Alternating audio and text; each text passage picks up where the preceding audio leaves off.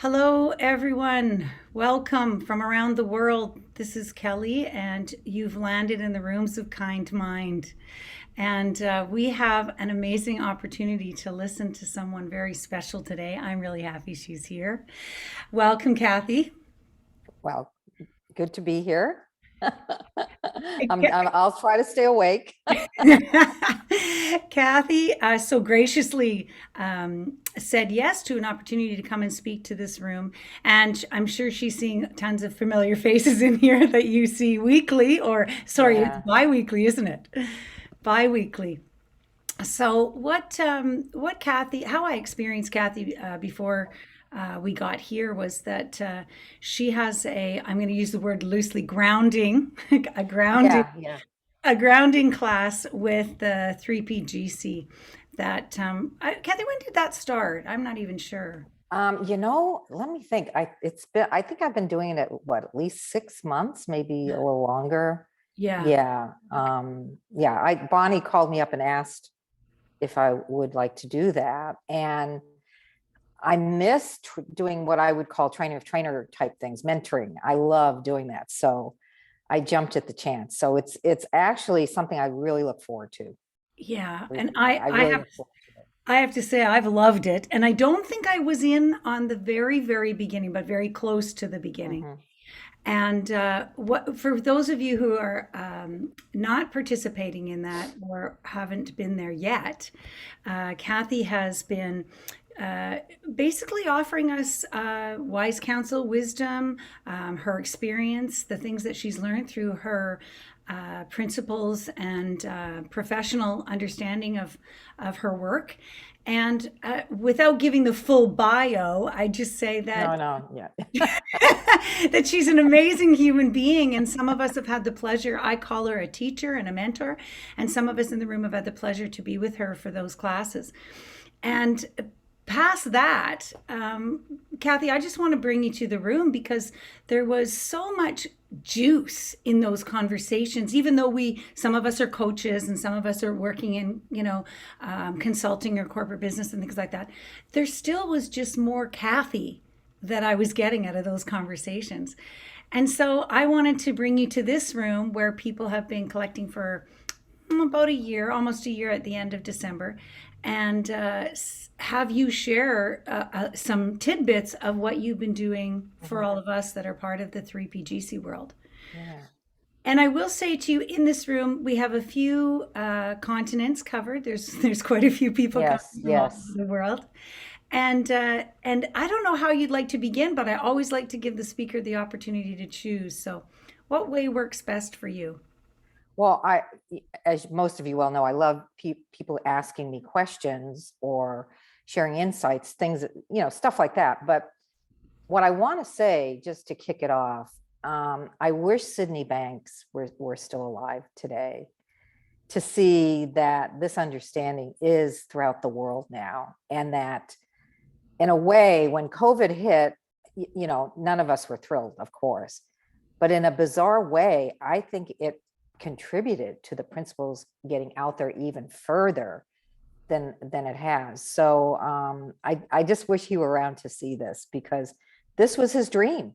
This was his vision, that regardless of who a person was, where they lived, what situation they were in, he wanted people to have a sense of these principles. And he was all about relieving human suffering, relieving psychological suffering. So just when you just said that, it kind of reminded me that, wow, he would be tickle pink if he knew about this. So, and I can't believe that I'm sitting here with people from throughout the world, Mhm. or they're right up the street from me. But I would never have imagined that we would all be here joined together talking about these principles the way that we have been. So thank you for the opportunity. To me, I think it's just another, again, another way we can connect to each other and people beyond us. So Mhm. No, that's all I want to say. Other than that, it's all frosting on the cake. no, I'm glad you shared that because that's the reason we're here. And sometimes I can lose sight of that. I can lose sight of Yeah, that in the work or the words yeah, or the processes of, business or whatnot. And yeah. Yeah, okay, so that just leads me into a question. So I Sure, got to sure. ask. So some of the people in the room, of course, are long timers. They've been in for a while, but other people are brand new in my room. Hmm. And so they are unfamiliar with you, the work that you do in the prisons, the work that Hmm. you did, Hmm. in, working with Roger Hmm. Mills, some of the story. Would you be willing to share a little bit of backstory to come into, people being able to ask some questions with Well, this? yeah, sure. Cool. Well, at the time in my life when I first got exposed to the principles, first of all, I wasn't looking for it. So I was in the midst of getting my master's degree in clinical psychology. And then kind of realizing in the middle, as I was going through that process, realizing, this isn't it. And I was 45 years old. I'd been a social advocate for years. I mean, I started working in community at the age of 13. I mean, I'd been really doing the work in many different forms, many different environments, here in the States, civil rights, women's rights, all kinds of rights. And as I was thinking, well, I'll just become a therapist, a psychotherapist. And I started to realize that it really wasn't the answer. The focus was on what's wrong with people or giving them resources, or which I loved doing, but it took a toll on me. I was mentally burnt out and didn't realize, I thought it was the nature of the work. Had not a clue it had anything to do with me. So again, I was getting ready to just leave the field. And by accident, I happened upon these principles. And I went from realizing, oh, this just isn't it. It's not very hopeful. Everything's focused on what's wrong, to the principles being, wow, this is what's behind everything.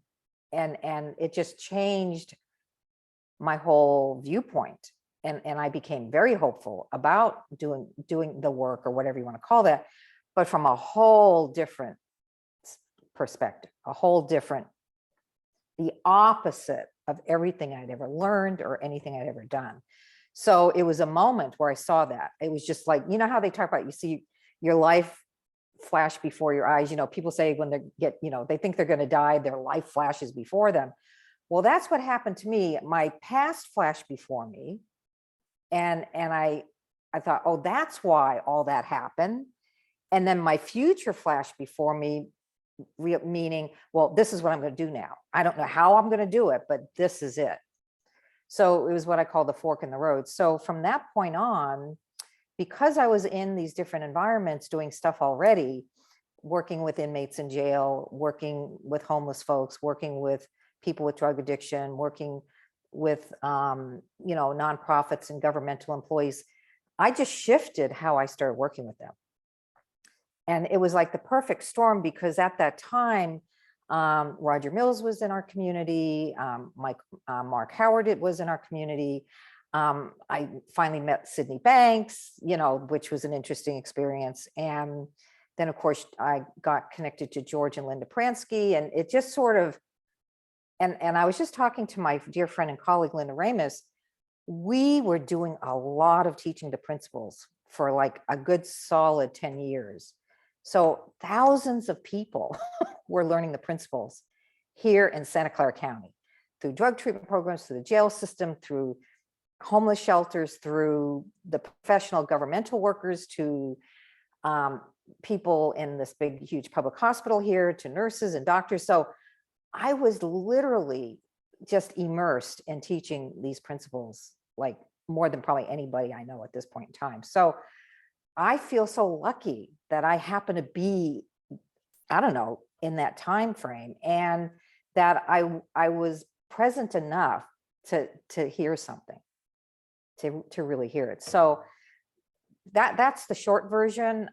Since then, I've traveled all over the world. Now, since COVID kicked in, I was getting ready to go to the UK to do a training program, and that ended.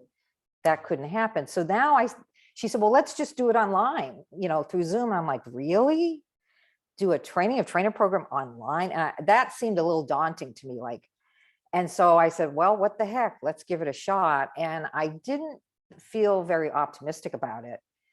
And it actually exceeded my expectations. So that's when everything shifted for me. And then all of a sudden I'm doing these things, talking to groups of people, and it looks like Hollywood Squares. I don't know if you know what that means, but in the States, there was this show called Hollywood Squares, and people were sitting in squares. And so this has been the work I've been doing, either individuals or groups, or I was talking to my friend Linda. I said, I don't know what it would be like right now to be in front of a live group, because it's been 2 years. So I haven't been able to do that, but I've been doing this. We got kicked out of the jail system locally here because that was sad. That's why I was still traveling. When I would come home, I'd work in the jail system, because two of the correctional officers had killed an inmate. And that was it. No, they shut down the system, no outsiders allowed in. And so that ended our program. Same thing happened in San Quentin. We were up in San Quentin for a couple of years. And because of the gang activity and the fighting, they shut down all programs for all prisons in the state of California. So, it was sad, because that was the most favorite thing I was doing, is either teaching the prisons or teaching in the jails. That was, if somebody would ask me, well, what is your favorite thing to do? It would be that, but that's kind of been my life. And the other part of my life is just, I'm a grandma, that's how I define myself, even though it's a label, but I can't believe how wonderful it is to be a grandma. So that's me. That's you. It sounds like it's in this nice little bubble, but really, I know that many people in this room know it's so much bigger than that. Yeah, yeah, yeah. The you said something about being online, and my thought went to, was it the fact that you thought it may not create the feeling? And I thought we could share a little bit about that, because you Yeah. said you went from being in the rooms and then thinking that you had to, and then it exceeded your Yeah, expectations. yeah, yeah. What happened in doing that? Yeah. Well, and it's funny, because when I watched this talk show, Stephen Colbert, and when they went into lockdown, he was like in a closet doing his thing with no audience. And he off and on would complain about that. Like, it's really hard to just do what you do and not know how it's landing. Like, are people, do they like it? Do they not like it? Well, that was the same issue for me. You know, I tend to teach from a feeling, and I try to get a feeling of where people are at in the room. That guides me into how I go about teaching.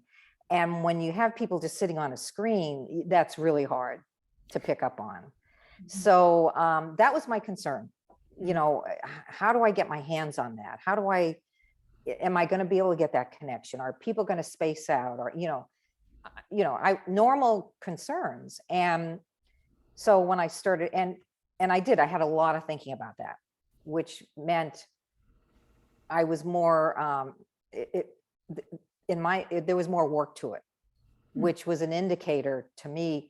I had way too much thinking about it, but I proceeded anyway. And I did a lot of checking in. I just kept, how are we doing? Does this make sense? I would split them off into pairs, have them talk to each other, just to, get a feeling for how people are doing. And so I probably worked harder than I needed to, but, I was feeling insecure about the whole thing. Well, guess what? At the end of the training, it exceeded my expectation.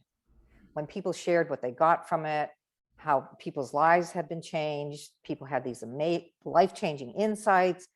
And I thought, it's so funny when you can doubt. I had doubt about the power of people understanding these principles, because it's not like it's new to people. This is who we are. So yeah, that first experience was a bit much. After that, I relaxed about the whole thing. Even today, right now, I'm comfortable with these little squares. and I'm just assuming people are getting something. I do check in, and that's kind of how it just evolved from there. Mm-hmm. I love how you talked about doubt. I have a question, and then we'll open it up to the room. Sure.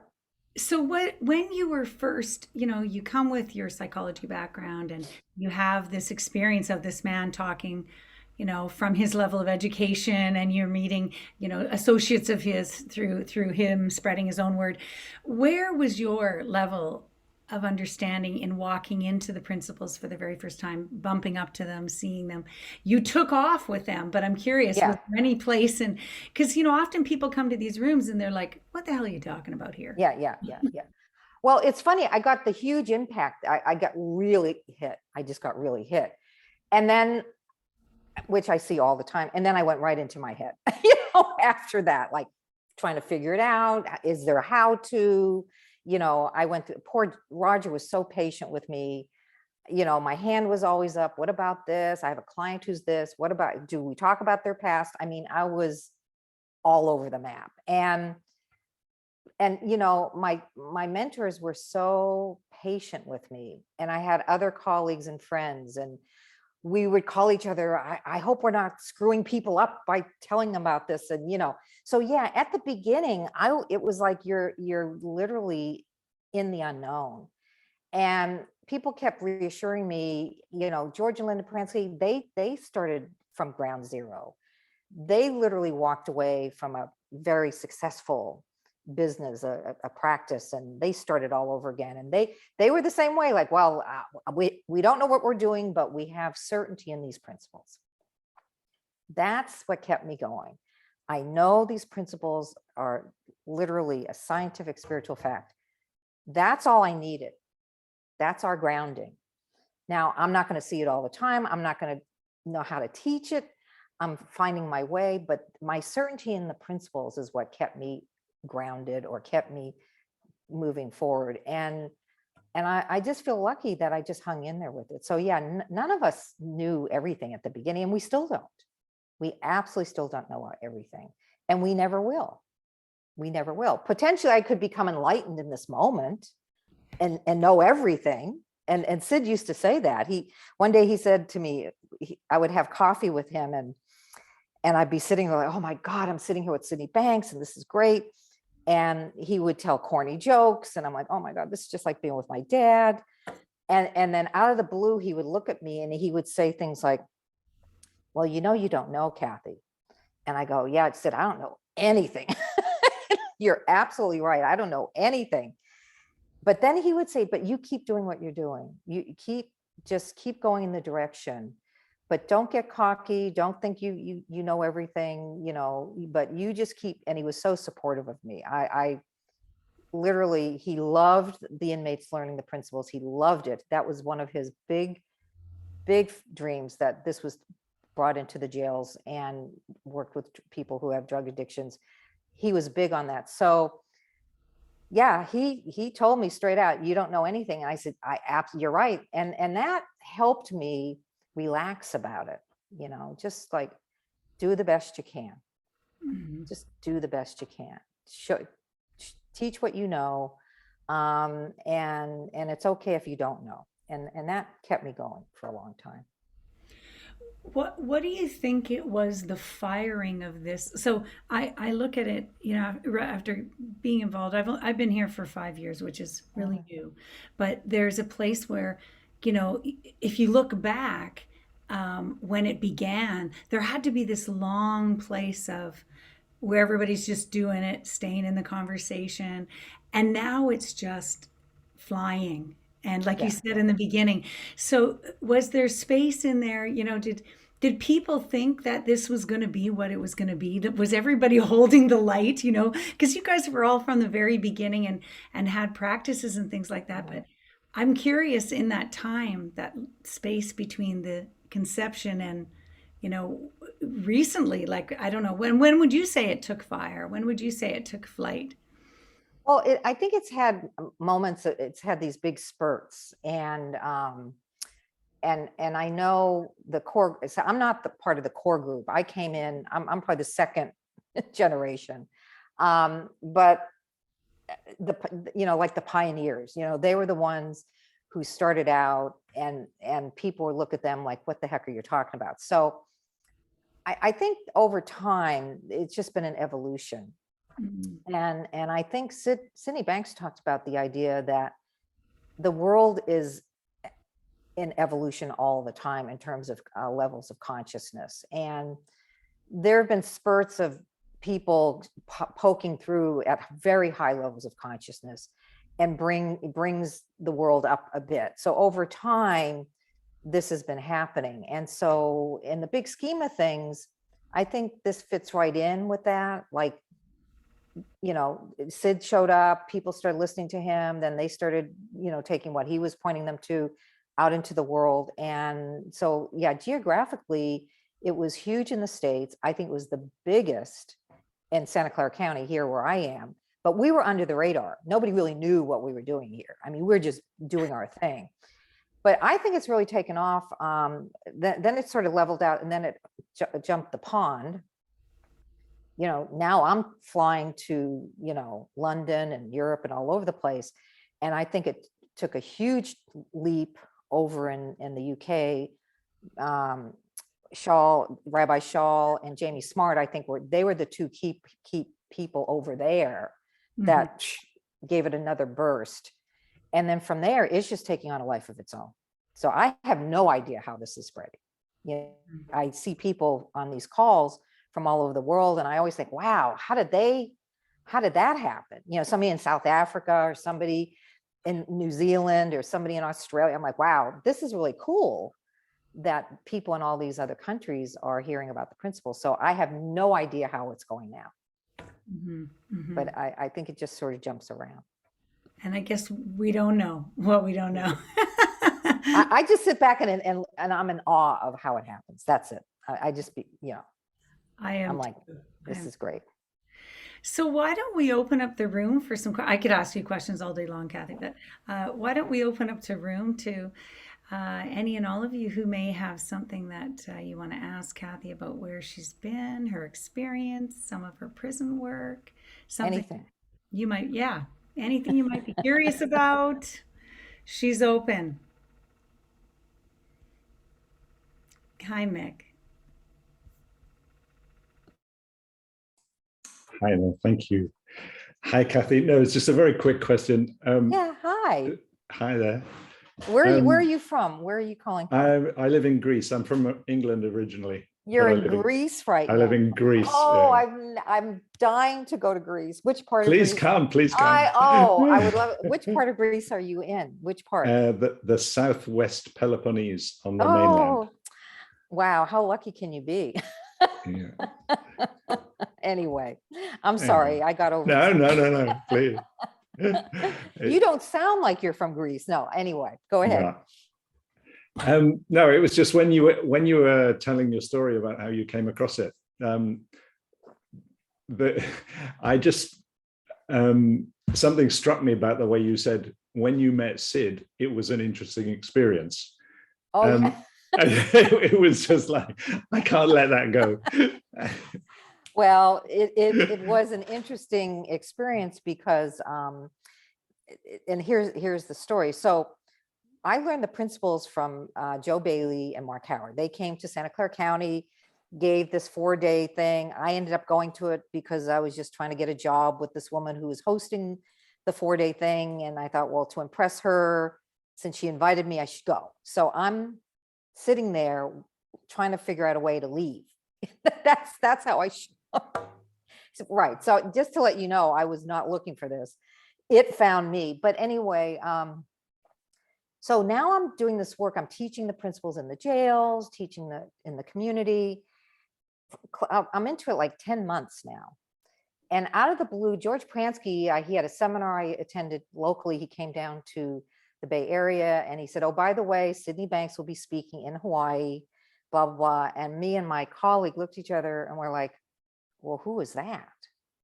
Never heard about him. And who is Sydney Banks? And she and I looked at each other and then my first thought was, oh, here we go. There's some weird guy behind this thing that they're gonna, some guru type. I mean, because I've been through so many things where that's the setup. And I looked at her name's Faye, and I said, Faye, this is bad. What if this is all BS that we've been doing? What if this is a big whatever. Even though we saw all these amazing results, I got really, really skeptical. So I said, hey, we gotta go check him out. So we flew to Hawaii. He was speaking in Hawaii to check him out, to see if he was legitimate, to see, well, you know, who is this guy? Because even we'd ask Roger, you know, who's the Sydney Banks? Well, you know, he'd be real vague. And that's when I really got nervous, because we had set up, now we're putting money on these programs. Governmental money is being spent on these programs. And there's this guy that nobody wants to talk about.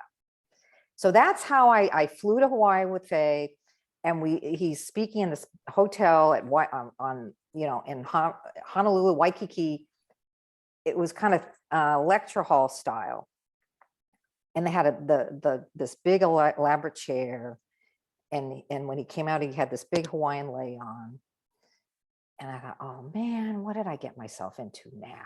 You know, so, and you could hear a pin drop. People were sitting there and everybody was quiet. There are about probably, you know, 200 people in the room, or 150, whatever. So I'm sitting there like this. All right, who is this guy? True story. So I laugh thinking about this now. So he said, would anybody like to ask a question to set it off? Like that's typical of Sid. He wants people to ask him something to get going, kind of like what I like. And so this woman raises her hand and she says, well, Sid, I have this friend who's has this health issue, and it's this and it's that. And she kind of went on for a while about all the problems.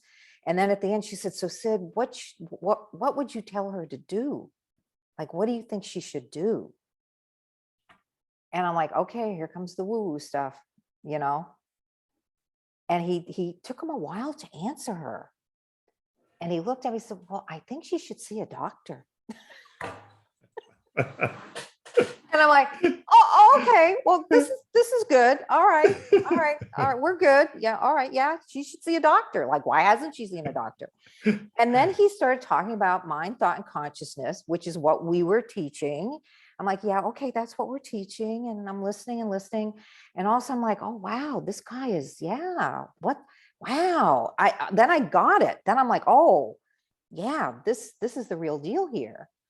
And so he'll only speak for an hour and 15 minutes of that. And he says, okay, time for a break. So everybody rushes up and surrounds him, of course. And I'm standing up, you know, everybody's gone. I'm just standing there watching him, you know, with all these people. I'm just standing there where I was sitting. It was kind of halfway up.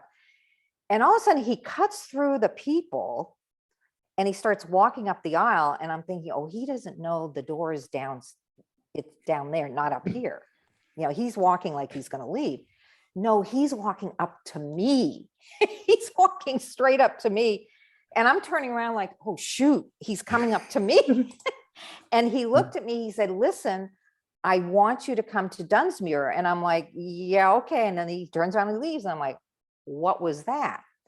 So again, he spoke some more. And then I realized, oh yeah, we're cool. Everything's solid. Everything's good. And then he came up to me again, cuts through all these people around him. And listen, I really want you to come to Dunsmuir. I'm like, okay. So I go running up to Roger, like, what is he talking about? He said, oh, he's hosting a group of bankers and businessmen, and he's bringing in the community people that Roger's working. He's doing this round table where people are going to talk about their experiences teaching in the community, and he wants you to be there. I said, well, how does he even know who I am?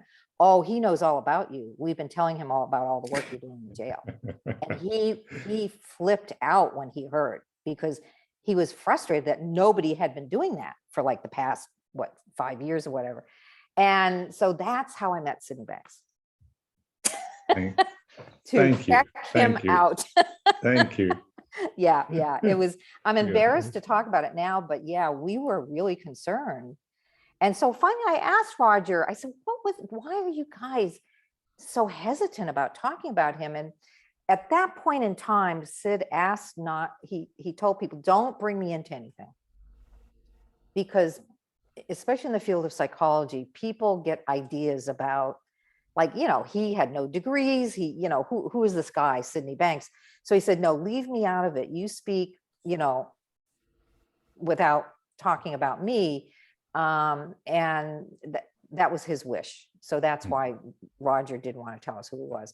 But then soon after, Sid started saying, no, I want people to know about me, and I want people to know what I want for the world, and I want this to happen.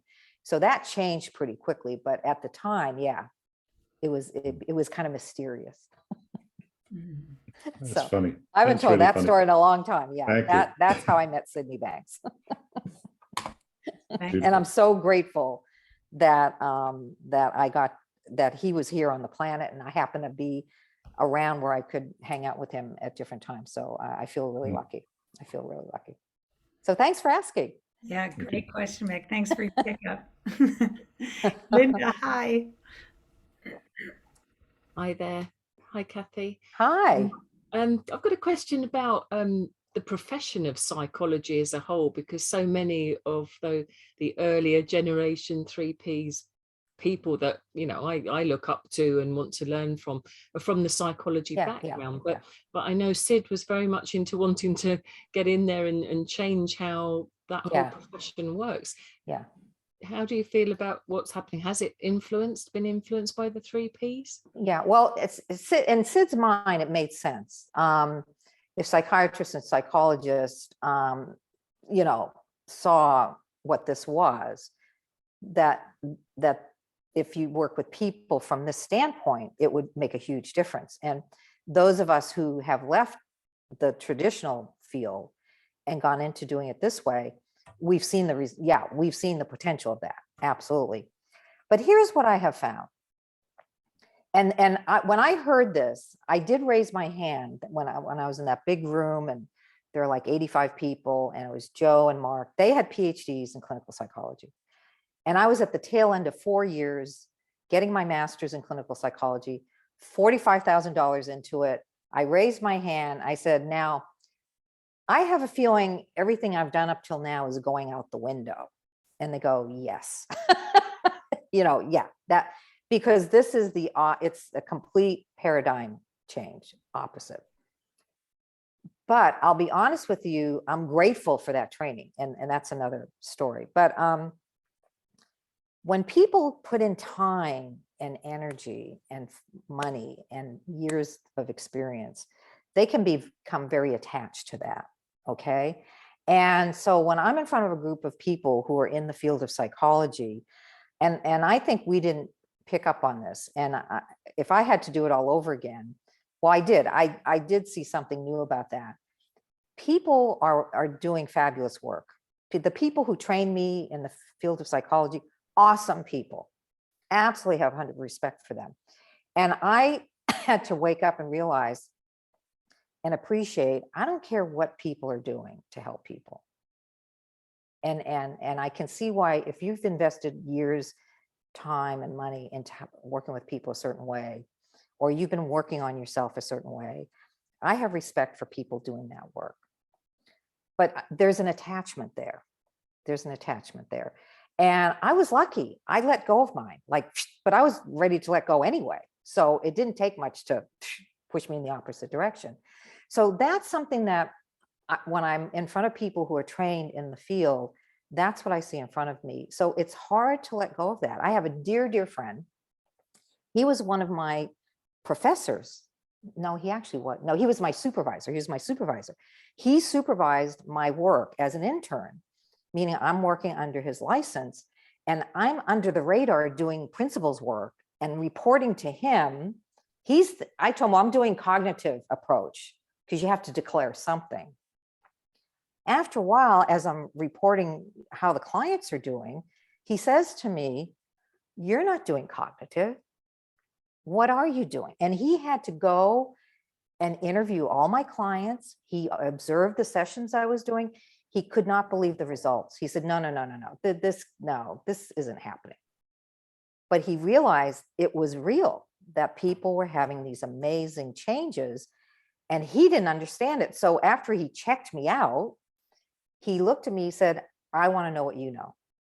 How can I find out about this? Now, that was very unusual. He's so unique in that he's open, because most people would tell me, and I made the decision, if they had problems with what I was doing, I would walk. I was ready to, okay. But he was, so I referred him to Mark and to Roger, who had their PhDs. And he had his PhD, because, hey, you need to hang out with them because I'm still new to this. So it is hard for the established people in the helping fields. They are very attached, but I had to get off my high horse thinking, well, we have the answer. I used to say things like, well, traditional psychology is like back when they had computers and it took up 10 rooms, and we have the nano chip. I used to say stuff like that. And I'm horrified looking back on that, because that is so arrogant. That is a put down. And I had to wake up one day, who made you God, Cathy? I mean, So I think it's easy to kind of think, well, yeah, the principles do impact people, but people have insights whether they know the principles or not. So I'm not even attached to the principles, meaning, yeah, I want people to realize where their experience comes from, but people can know that on their own. I mean, they really can, potentially, anybody can. So, and at some level, everybody does know this, because when you teach, if you notice, I'll say to people, like one time I was teaching in the South, and I had half the room was African-American folks. And one guy raised, hey man, you're talking about God. And my grandmother talked about this stuff. I go, you're absolutely right. You're right. I am talking about God in a spiritual sense. And you're right, your grandma, and when your grandma said it, did you recognize the truth in it? Yeah, I did. And I said, did you honor and live by what she said? Well, no. But you recognized it. See, so this is innate in everybody. And so now when I see groups of people, I don't worry about what their background is. It is easier to teach engineers who have no background in helping people. They're like a clean slate, and they're like, what is this airy fairy stuff? I mean, you're going to talk about feelings. I mean, that's their concern. But when or teachers, they're dedicated. They've been doing this work for years. And how many people tell them, oh, we can help you, there's a better way. I mean, how much do they get that? As opposed to appreciating and acknowledging the amazing work that they've been doing. So yeah, that's how I explain that. That's how I explain that. I love that subversive or semi-subversive approach in calling it cognitive, and then letting the evidence speak for itself, really. Well, at the time, I didn't know any better. Now I wouldn't worry about that. Now, if they would ask me, well, how are you working with people? Well, I'm helping them understand where they're, I mean, I would have easily said that today, but back then I was still feeling my own way, let alone, so I, didn't want any pressure. So I lied. When in doubt, lie. I love that. Thank you. Thank you very much. Good to meet you. Who else? That was a great question. Yeah, these are interesting questions. I haven't thought about these things in a while. Welcome, Greg. Hi there. Hi, Cathy. Hey, hi, Greg. Hi, I'm coming to you all the way from Mississauga, Ontario, Canada. Canada. I think you guys can come in now. They opened the border. Yes. Yeah, exactly. Good to meet Getting you. back to normal almost. Yeah. Keep our fingers crossed, huh? Yeah. The favorite part of my life is being a dad. So when you talked about being a grandma, that kind of really resonated with me. So I'm curious about how the principles are helping you enjoy that experience. Yeah. Well, it's funny. All the teaching I've been doing all over the world and everywhere. And now that I'm a grandparent, I'm seeing the principles even more so, in that, like my grandson, little Elliot, when he was right at about 9 months old or whatever he was, I would go and hang out with him, and mommy was there, and he loved seeing grandma, and we all had a good time. Well, one week I came over, and that's when Beth, my daughter-in-law, she said, well, I'm going to dash out to the store. And so Elliot and I would be alone, and it was a big deal. It was the first time. So when she left, of course, he started crying. And I thought, oh, here we go. What do I do now? And he settled down. He cried for about 5 minutes, and then he was fine. And now he's playing and having a good time. So the next time I show up, I open the door, and as soon as he saw me, he started crying. Guess why? Memory. I was amazed. It's all of a sudden, grandma means mommy's leaving me and I'm not going to be okay. And that's when I started to realize, wow, look where it starts. He's only this little, and already memory is just showing up for him. And so as soon as I walk in the door, he cries. And that, how great does that feel as a grandma, right? Your grandson sees you and he gets all upset. And so mom leaves, and then of course he settles down. So that happened for the next 2 or 3 visits. I'd open the door, he'd see me, he would cry. And so I started to appreciate how memory really gets in there at such a young age. And if you don't know what it is, so he really thought when grandma comes in, because of his little memory thought, that means I'm not okay. But after a while, he didn't cry anymore. So obviously he started to realize, well, I'm okay even if mommy leaves. So he was able to get a perspective on that in his little, 9-10-month-old little mind of his. And that's where I get to see even more deeply the role of thought, and appreciate how much memory all of us are in, and we don't know it. And to appreciate that we're thinking beings, and that's what's kind of running the show. Here's another cute story too. I have a granddaughter. She's now 2. She's probably a little 2.5. We would take these little walks. We'd go take a walk. We had a little neighborhood library. There's a little cabinet and little books are there. The kids get to go exchange books, and there are lollipops there. So when they get to have a book, they get to take a lollipop. So we come out the front door and we're getting ready to walk, Elliot and Lily. And she has her hands on her face. She's walking with her hands on her face. And I'm like, Lily, why do you have your hands on your face? To keep the flies out.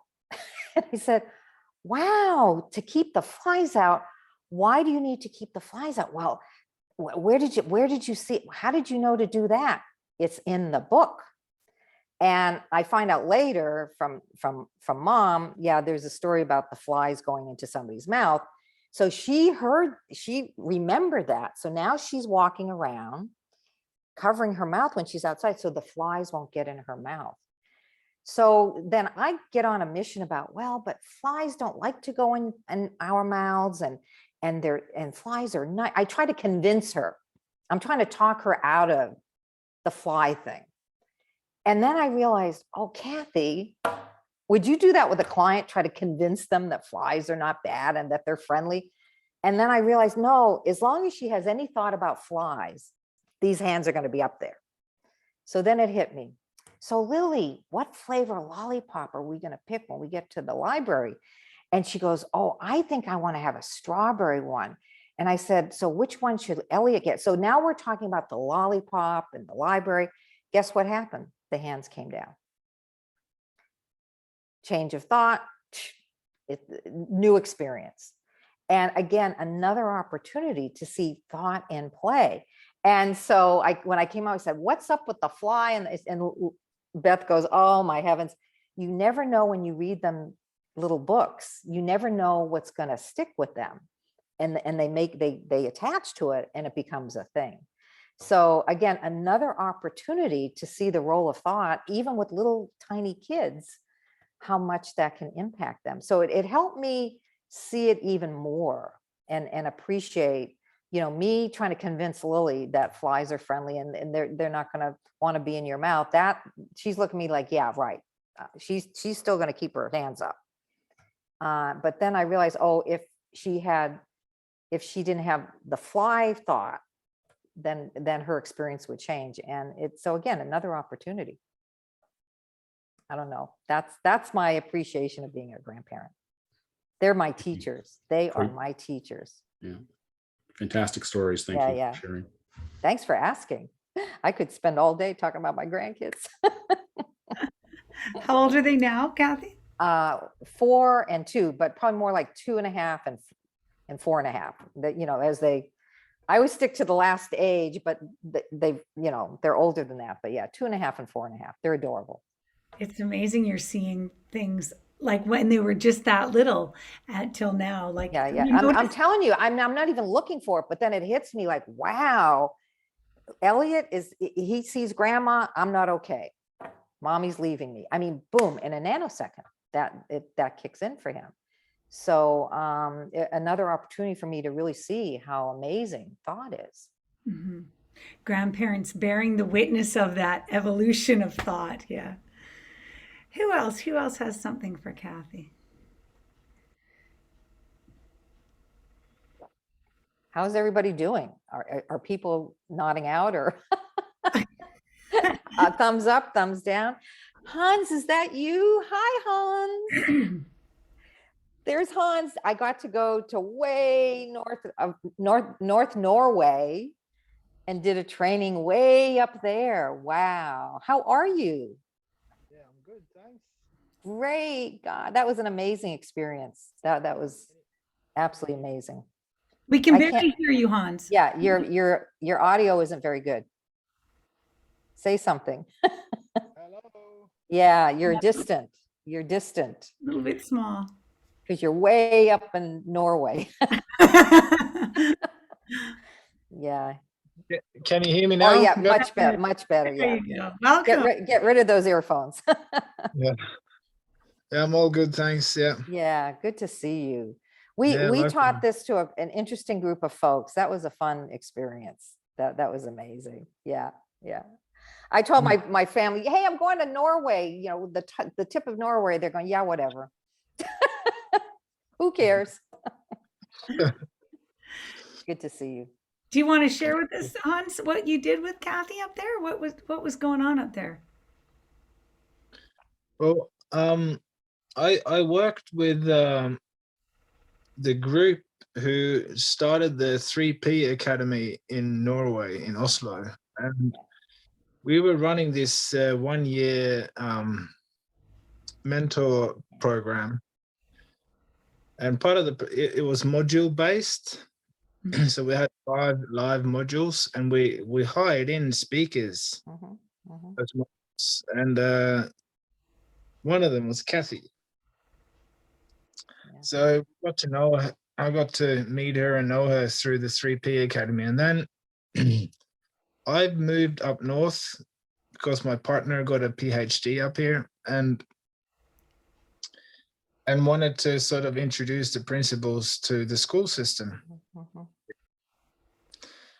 So when the last year, the 3P Academy had a group of students, I stole Cathy all the way up north. She had a weekend training with the academy in Oslo. Said, you got to come up here and come up north. And we got a really mixed group Yeah, of yeah. educators, even my parents. Mhm, mhm. Your mom was lovely. She was God- fabulous. God love your parents. Yeah, you know, they were sitting on the front row, and my dad certainly had a had a good experience from it. So Mhm, mhm. Yeah. it was yeah, great. there weren't as many participants as we hoped, but it certainly did have an impact because Oh, I'm it's a- working yeah. because Yeah, I'm it's a nice working group. with the there was educators from the IB International School up here, Yeah, yeah. and I'm still working with that school now. Yeah. So Another how many- pioneer, another pioneer. Hans was another pioneer. yeah, Yeah, really. uh, yeah. They still think I talk very high, Yeah, yeah, and yeah. and they're like, who can land Hans? Yeah. Yeah. The world of education, again, if I were going to pick the toughest group, meaning didn't see it early in the game, you know, and I think Hans knows this big time, the connection is the most important thing. Mhm. Yeah. not being attached that they should learn the principles. It's having that rapport, having that connection, appreciating their knowledge, their experience. And that to me is 90% of it. And then 10% may be, teaching whatever, but yeah. Yeah. It's interesting to so most of we don't talk about the principles as such. It's more resilience and well-being. Innate Absolutely. Yeah. being built in. Yeah. So around the coffee machine, it's a 20-minute lunch break when teachers are overwhelmed, a bit of a work. They feel the pressure Yeah. of that what they think Yeah. is going on outside of them, Yeah. and Yeah. that's when sort of I feel like I can Mhm. help and support. Yeah. Again, there's no one way of doing this work. There's no one way. So good to see you, Hans. Yeah. Yeah, likewise. Thank you for Say sharing. hi to your compadres up there. Yeah, we're all doing good. It's getting dark now, so I yeah. can imagine. I can imagine. Yeah. Thank you for sharing, Hans. Thank you. Who else? Who else has some uncovering, some questions, some thinking? May I, Kelly? Yes, Thomas. Thank you. It's been a real pleasure listening to you, Cathy. I enjoy the way you articulate things, and it made me think to ask a fundamental question, because I'd be interested in hearing how you respond. So, First of all, can I ask you, where are you from? I'm from Ireland. I had a feeling. Right, but I'm actually on a Portuguese island calling. Oh, I don't want to hear Okay. this. It's a storm outside. It's not that nice. Okay, but just to let you know, my grandfather is from County Cork. So County. yeah. So yeah, I grew up in Boston, Irish Catholic family, oldest of 10. So when I hear the accent, oh wow. I've been to Ireland once. That was it. Oh, that's fantastic. Yeah, And did you visit Cork? No, if I ever go back again, I will, but I didn't have enough time, so I just went to Dublin. But yeah, those are my roots. Gotcha. Brilliant. My Irish roots. Anyway, I'm sorry I interrupted. Go ahead, Not Thomas. at all. Not at all. So my question is fundamental, and it is, what are the three principles and why are they important? Why would you ask me that? I mean, I would like to hear your take on it. Like, how have the principles, what do they mean to you, and how have they impacted your life? Can I switch it on you? Well, you can, but I'm going to switch it back because I actually have the head cold at the moment. Oh, okay. That's your excuse. Yeah, all right. yeah. Okay. So I'll pass the baton back to you if that's okay. Well, when people ask me that, it's like, okay, in 2 seconds or less. And I remember George Pransky, somebody asked him to, if you don't know who he is, George is one of the key people to really bring this understanding into the world. But anyway, he did a weekend program because somebody said, you need to teach people how you do what you do. Like, how do you bring this into organizations? How do you talk about this with people who are in the business world or whatever, and they have not a clue of what, principles might, how do you do that? So he reflected, well, how does he do that? He had to think about that for himself. And then he had us he'd break us up into groups, and he said, now talk about the principles without naming them, and because everybody was attached to mind, thought, and this is what mind is, this is what thought is, this is what consciousness is. And I got good at that.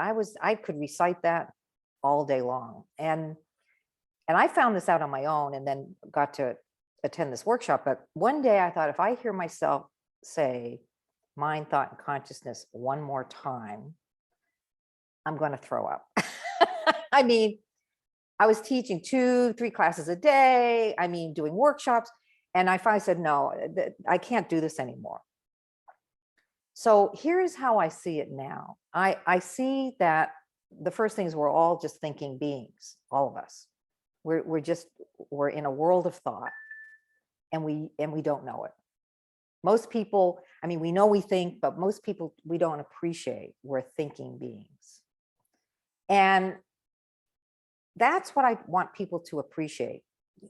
Even if they don't know what it's called, I want them to realize that not only are they a thinking being, that's what's creating their life, like literally, without them even realizing it. They think it's their environment or other people or how much money they have or not don't have. They think that's creating their life. You know, I could easily say, my joy and happiness comes from my grandkids. Well, it doesn't. That's in me already. I just slip into it when I'm with them, and then I may assign it to them, but no, I don't need to be with my grandkids. That's built into me. Resiliency, joy, whatever you want to call that. So I kind of talk about it that way. And then at some point I'll say, yeah, and that's what we would call this amazing principle of thought. So I will probably get there and describe it and then name it, but I don't start with defining them. Now, Sydney Banks can, and believe me, he does it in a very profound way, of course.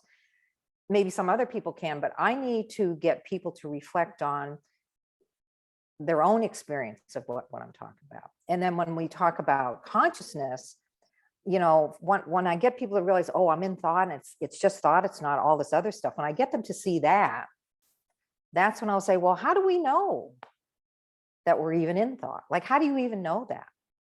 And then we talk, well, guess what helps us understand that? It's my feeling state. And then we talk about, you know, feelings. And I said, well, that's what we would define as consciousness, a physical awareness experience of your thinking. And then ultimately we talk about, well, what powers all of it? Well, without it, we wouldn't be here, right? Mind. And depending on which environment I'm in, if I'm in a religious environment, like in the Orthodox Jewish environment, the women had a hard time with the word mind. They kept hearing mind during the presentations. And I said, well, what word do you use for God in your culture, in your religion? And they said, Hashem. I said, that's what we're speaking to. And they went, oh, okay. And they just relaxed. I said, yes, we are all connected to Hashem.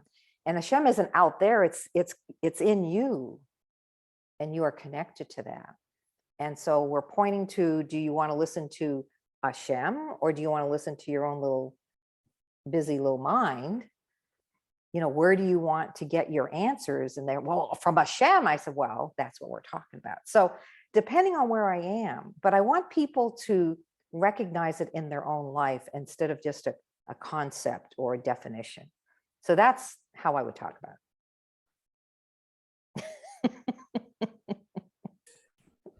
That's it. excellent. That's Thank it. you That's so much, it. Cathy. I've enjoyed that. I hope you feel better. Thank you. I'm on the mend. Good, good.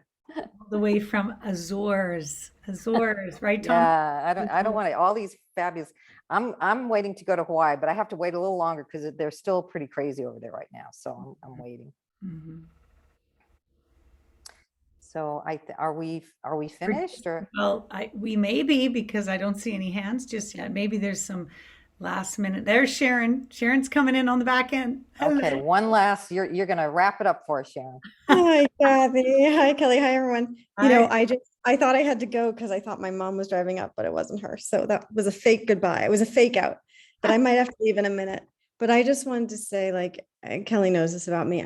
When people talk about the prison work, it just puts my heart on supercharge. And, you know, I would love to hear any stories about your experience there. I could just say prison, go. Right. Well, there's so If many you want. stories. Yeah, there's so many stories. And it breaks my heart because I'm in today's paper, the local jail is right up the street from me.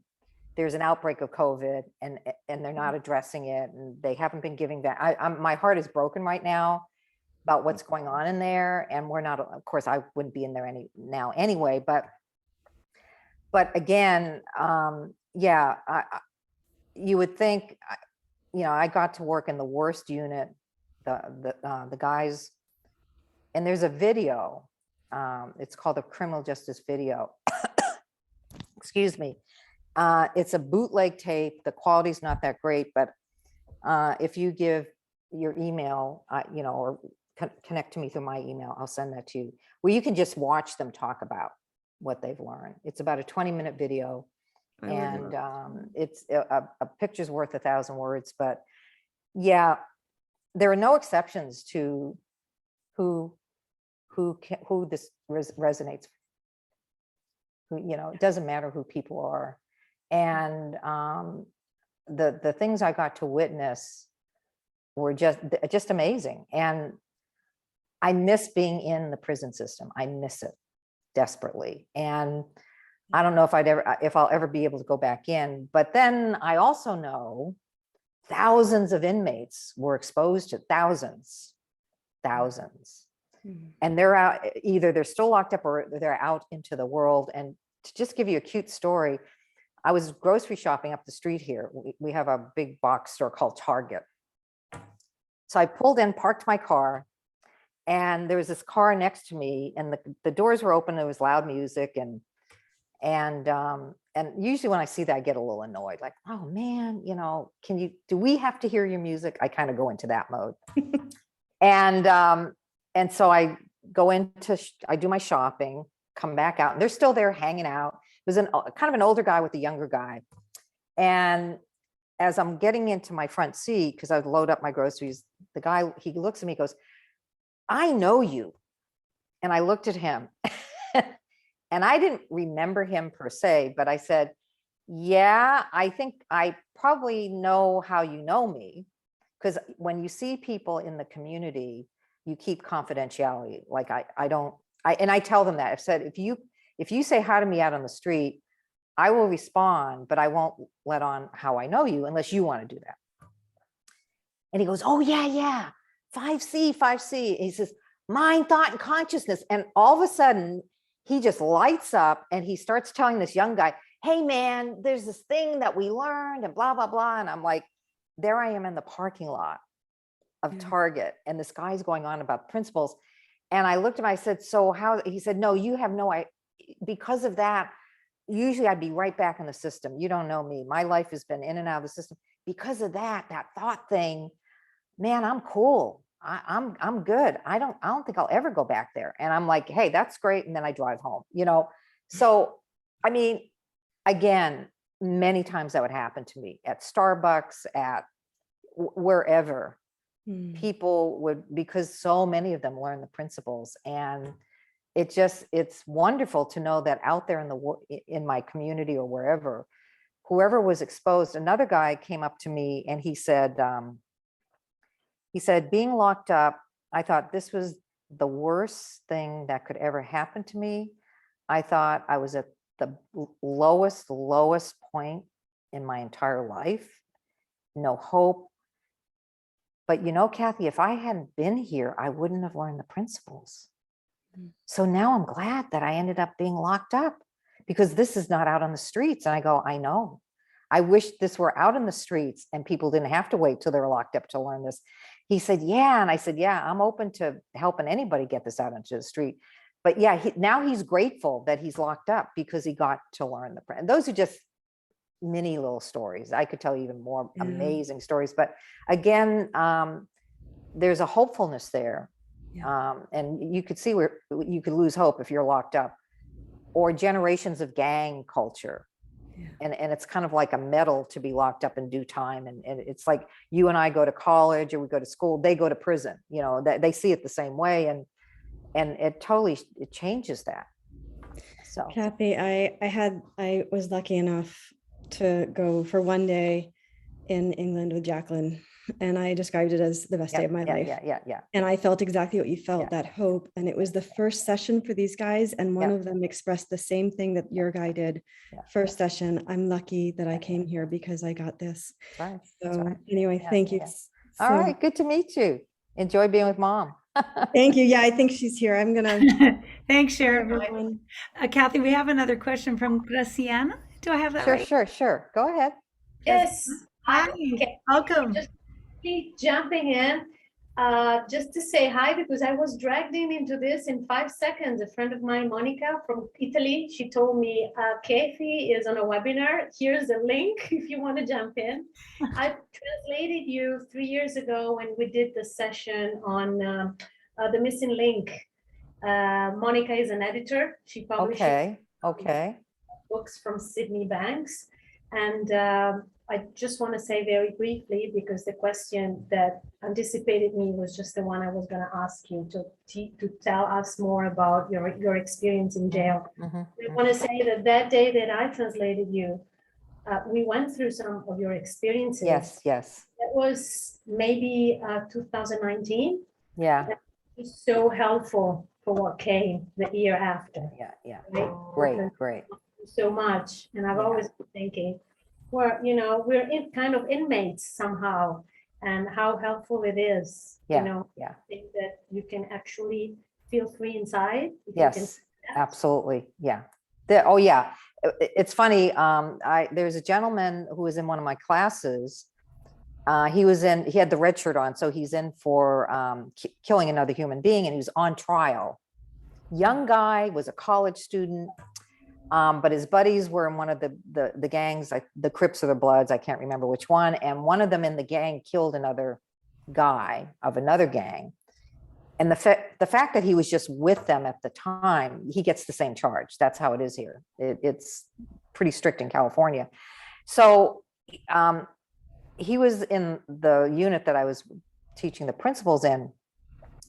And he had such a transformation that when he was in the courtroom, usually when people are on trial for murder, the people, the stenographer and all, they don't even want to look at them. They're like, okay, let's get through this thing.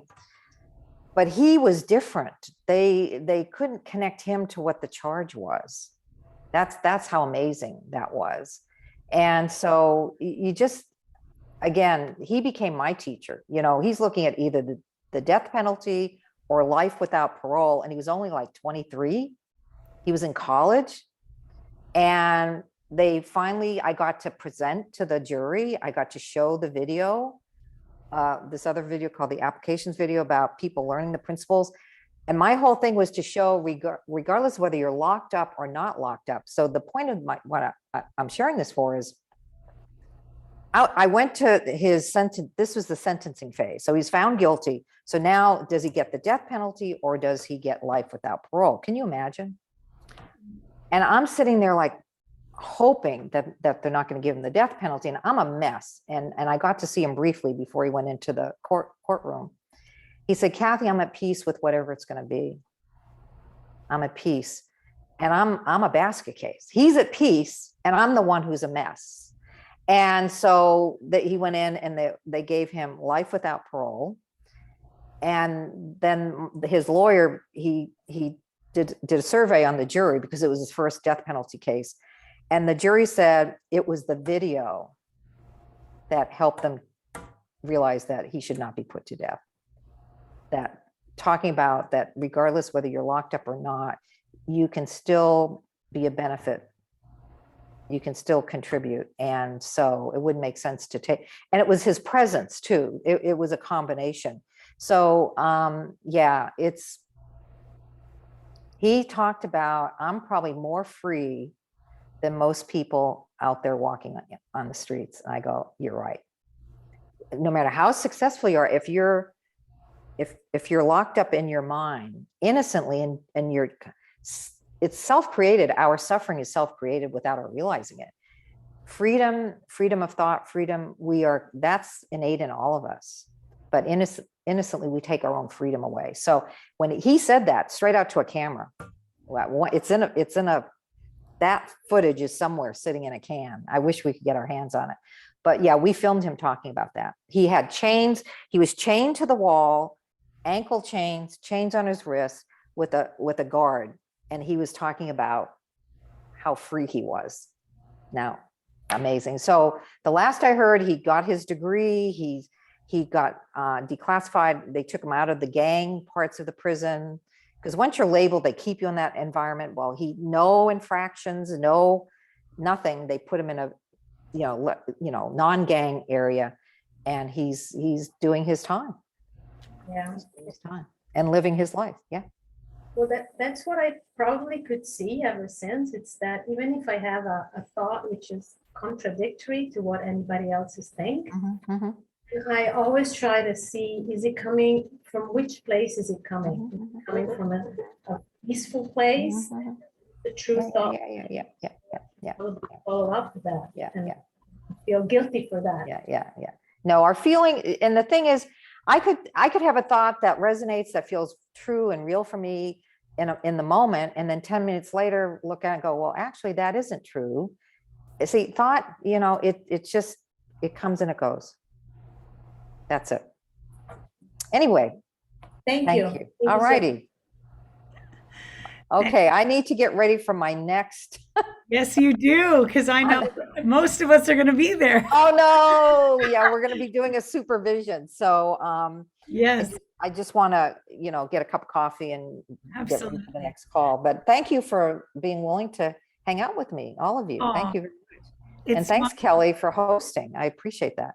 Yeah, it's my pleasure. And I'd love you all to turn on your mics and say goodbye to Cathy. And Hey, thank you so much for coming. Bye, you guys. Cathy, thank you. Thank you, Cathy. Bye. Thank you. Thank you so Bye, much. guys. Thank you so much, Cathy. Lovely. Thank you. Bye. Take so much. care. And Thank you. for those of you coming next week, we'll see Linda Wood. Same time, not same day. Same day as Monday rather than Tuesday next week. And Linda's here in the room. Can't wait to see you, my friend, for a conversation of wisdom and hope, experience. And so have a fabulous week, everybody. And keep your eyes open for new conversations coming that are added to the agenda. We have some special pieces for all of you coming soon. So take care. Bye for now. Awesome. Thank you. Thanks a lot, Kelly, as Nice to always. meet you all. Bye for now.